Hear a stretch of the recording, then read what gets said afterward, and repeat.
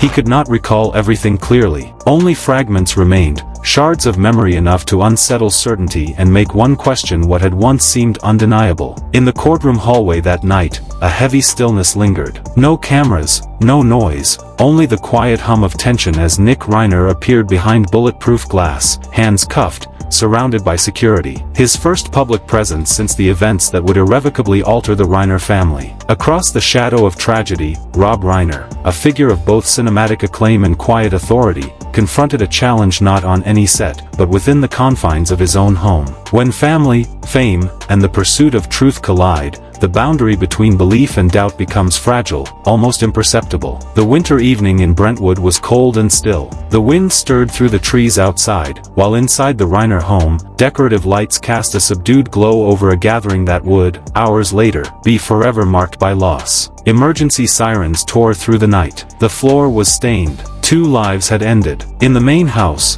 violence had left its traces, deep, precise wounds, a study overturned, shards of glass scattered across the floor. Every detail suggested something intimate, something deliberate. Authorities arrived to find Nick Reiner, 32, barefoot, clothing marked by blood. He did not flee. He did not resist. He has remained largely silent ever since. What makes this story linger is not just the tragedy itself, but its unfolding complexity. The initial perception, a family shattered by an isolated event, gave way to questions that could not be easily answered. Rob Reiner, beyond the public persona, existed in networks of relationships, both personal and professional. Tracy Reiner, his adopted daughter, was drawn into this orbit of uncertainty, her role unclear, her motives the subject of speculation. Nick Reiner's statements were disjointed, his recollections partial. Moments he described, moments he omitted, suggested a narrative that was incomplete. Romy Reiner, present in the final hours, later spoke of seeing only what she was allowed to see,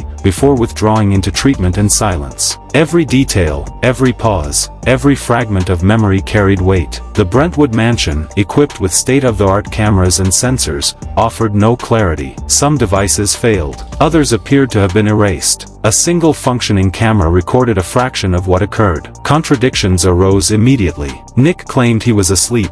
Neighbors claimed to see a figure moving barefoot outside. Shoes found near the guest house did not match his size. Unanswered questions multiplied. The family dinner that evening, at first ordinary, became the locus of a deep, unspoken tension. Crystal cutlery, embroidered napkins, and carefully chosen lighting could not mask the fractures beneath. Small gestures, a glass lifted and left untouched, a pause in conversation, a whispered remark, marked the air with anticipation and unease. Words were spoken, but meaning was layered, hidden behind courtesy. At one point, Tracy Reiner's soft declaration hung in the air: "After tonight, things will never be the same." It was neither accusation nor lament. It was certainty. Later, the household erupted in chaos. Shattered glass, raised voices, and unexplained noises punctuated the night. Security footage was incomplete. Calls went unanswered. Accounts conflicted. Nick's recollections shifted: sleeping, working, witnessing. Romy,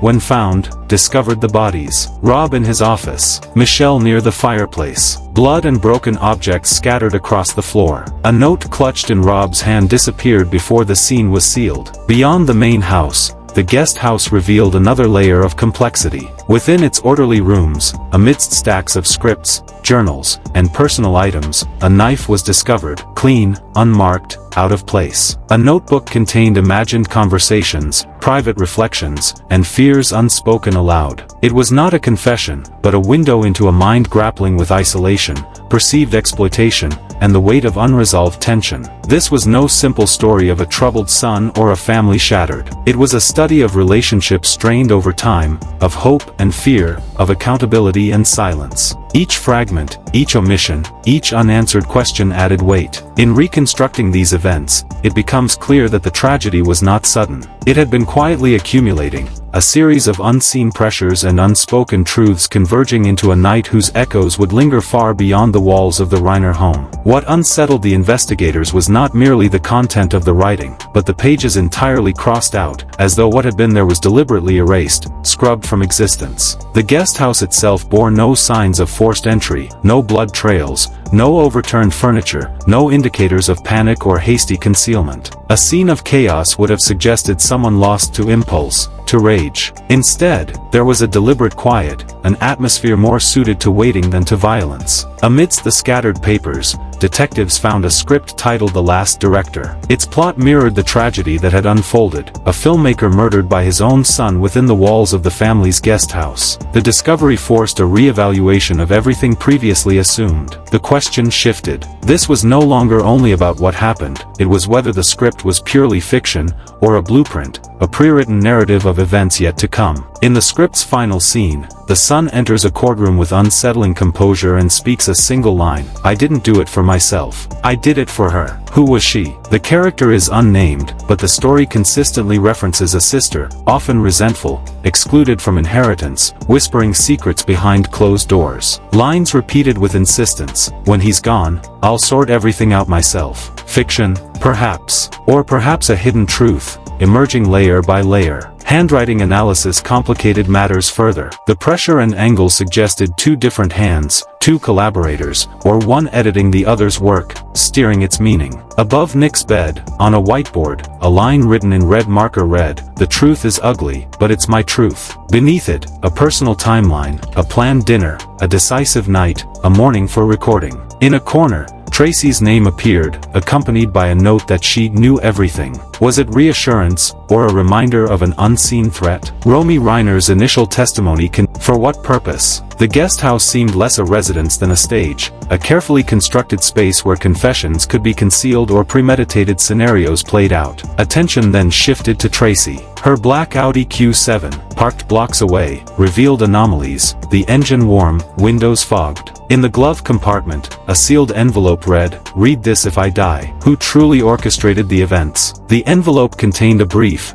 unsigned note, believed to match Tracy's handwriting. "When this is found, the noise will stop. Let the silence begin." Nearby, a blue velvet pouch held a single silver earring, bloodstained and confirmed to belong to Michelle Singer Reiner. Tracy, Rob's adopted daughter, was neither marginal nor peripheral. Raised in a family of prestige and scrutiny, she moved through complex relationships with familiarity and trust. Yet her presence, her movements, were difficult to track. GPS data contradicted her statements. Her vehicle moved around the estate for hours, stopping in areas without surveillance. In a hidden trunk, investigators found gloves and a knife matching the murder weapon, with traces of Rob's blood. Tracy claimed she had found it and secured it for safety. Authorities remained skeptical. The possible motive centered less on wealth than on control. Tracy had long argued with Rob about the family trust, facing financial strain while her access to family resources was threatened. An email weeks before the incident, printed and marked in red, read, "Last plea. Please don't do this. Do you know what I'm holding? Do you know what I can make disappear?" A short phone call on the day of the incident suggested she was not acting alone. Her reactions during questioning were volatile. "Do you think I'm a monster? You don't know what he did to me." Romy's observations were equally disturbing. She saw Tracy, wearing gloves, silently entering the study shortly before the events concluded. The family safe was open, a USB drive containing Rob's will, diaries, and audio recordings was missing. Tracy's knowledge of digital forensics, combined with access, motive, and resentment, presented a troubling picture. Yet no indictment followed. Questions lingered. Was she shielded by influence? Did discreet assistance obscure evidence? Ultimately, the narrative returned to Romy, the quietest, most sensitive, and perhaps only witness to the full scope. In therapy, she described hearing the moment life ended, the sound of another knife, the presence of two people. One recognized her but let her leave. Why? Was her observation allowed deliberately, a tool of control and fear? After initially cooperating with investigators, she vanished, leaving the country, entering rehabilitation, unable to continue. Before departure, in private, she confided to her godmother, she had witnessed something she should not have. Within the gaps, the silences, and the contradictions lies the story's gravest weight, the truth of what happened, who held power, and the cost of secrets kept too long. Romy's revelation shattered everything previously assumed. Nick hadn't acted alone, or perhaps not at all. He had been holding someone else, trapped in a situation he barely controlled. That whispered statement sent shockwaves through the investigation. If not him, then who truly orchestrated the events that night? From the beginning, Nick was cast as the out-of-control son, the unstable perpetrator, the sole architect of the tragedy. But Romy's account suggested something entirely different. If she truly saw Nick embracing Michelle after the attack, the image of a murderer collapses. Perhaps he was the last witness, or worse, someone desperately trying to protect. And if that is the case, the door opens to a far darker hypothesis. Someone else had both motive and opportunity, a shadow moving unseen. Romy's subsequent withdrawal only deepened suspicion. She vanished from public view, refused further cooperation, and quietly left the country. Silence, in her case, may have been survival. Adding to the puzzle was a voicemail she left that night, tremulous and somber. "I thought it would happen. I don't trust her." Who was her? Who had planted seeds of suspicion in Romy's mind long before the tragedy? The implications were chilling. This incident may not have been spontaneous. It may have been anticipated, even planned. Romy's connection with Michelle adds another layer. They weren't just stepmother and daughter. They shared quiet afternoons painting, journaling, meditating together. Michelle had been Romy's refuge, her anchor in a suffocating household. Losing Michelle wasn't merely losing a family member, it was losing her only source of safety and emotional support. When asked if Nick was the killer, Romy hesitated, then whispered, "I think he wanted to, but he didn't have the chance." That statement is both revealing and terrifying. It suggests intent denied by circumstance, but if Nick did not act, then who did? Who had access, opportunity, and motive? Forensic evidence painted an even darker picture. Rob's body slumped at his desk, his chest pierced, abdomen punctured multiple times. Michelle lay a few steps away, near the fireplace, showing signs of resistance. Both were pronounced dead simultaneously, but forensic timing indicated an earlier attack. Rob's Rolex, stopped earlier than official reports, marked the moment of collapse. Blood told a story that contradicted the official narrative. 3 blood types were found. 2 belonged to Rob and Michelle. The third, mysteriously, matched Tracy. It was found on a metal object, not the primary weapon, which had disappeared from the official evidence list. Michelle's blood trailed from the piano toward the fireplace, suggesting she had attempted to flee, or had been dragged. The footprints offered further clues. Initially attributed to Nick's large strides, a closer look revealed a second set, smaller, fainter, female, size 9, stained with Michelle's blood, exiting the research room and vanishing. Handprints, chest high on the kitchen door, did not belong to Nick or Rob, positioned as though someone had observed the violence and left silently. Even Romy's fingerprints appeared in unexpected places. Nick's initial statement trembled with disbelief. "I saw him collapse. He was still breathing. I tried to stop the bleeding, but I was too slow." Was this the confession of a killer, or a man confronted with chaos beyond comprehension? Forensic experts uncovered a final, chilling detail: skin cells under Michelle's fingernails that did not match Nick or any tested family member. Another person had been in that room, someone concealed, unseen, unacknowledged. Blood does not lie, people do. And yet, perhaps the most unsettling clue was subtle. In Michelle's rarely used office fireplace, half-burned papers were found. The charred fragments were not random letters, they were private notes, carefully destroyed. Whoever had lit the fire had planned to erase a record, to consume the truth in smoke. Every shred of evidence, the blood, the fingerprints, the footprints, the fire, the digital wipes, pointed to one terrifying conclusion: this was not the act of a single, unhinged son. It was a meticulously orchestrated scenario. Someone else had controlled the night from the shadows, leaving Nick to bear the blame, while the ashes quietly testified to secrets that may never be fully revealed. The traces suggested haste, almost desperation. When forensic experts reconstructed them, they realized the pages had once belonged to Michelle Singer Reiner's personal diary, a space she shared with no one, not even her children, perhaps not even her husband. The entries began mundanely, shopping reminders, notes on the gardener, intimate dinners with friends. But the tone shifted. On one page, her handwriting trembled, the ink pressed heavier. She wrote of spiraling control, of betrayal, and of a name that cast a shadow over everything: Tracy. "Tracy knows I am angry. Trust is gone. I thought I could stop it," she wrote, a quiet admission of defeat. Then came a line that chilled even seasoned investigators: "Those eyes are different now, colder and more calculating." The final sentence was brief, vague, and ominous, a warning,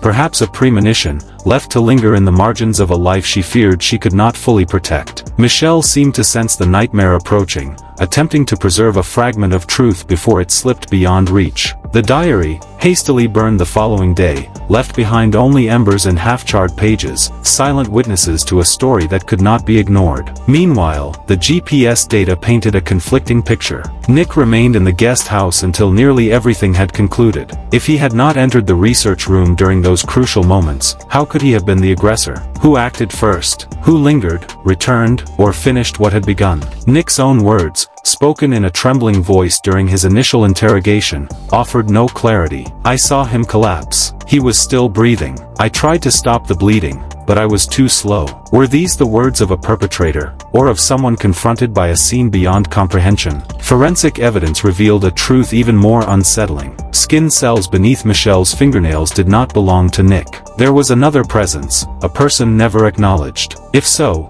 someone had lied. Blood tells one story, people tell another. The ashes themselves spoke. In Michelle's office fireplace, rarely used and ordinarily detested for its smell, investigators found half-burned papers. They were not random letters, but deliberate fragments of private notes, erased in a hasty, almost ritualistic act. The diary, reconstructed from these remnants, revealed not only mundane details but a careful threading of names and incidents, as though Michelle believed that if someone were patient enough, the truth could survive the fire. She had understood the stakes. Her fear was not just the unraveling of a seemingly perfect family, but that her account, the truth, would be overwritten, manipulated into a version convenient for another. She sensed that this was not chaos born of a single moment, but the culmination of premeditated actions, a sequence she might never live to fully expose. And then there was Rob. The night before it all ended, he received a brief voicemail, 5 hurried words, no greeting, no explanation.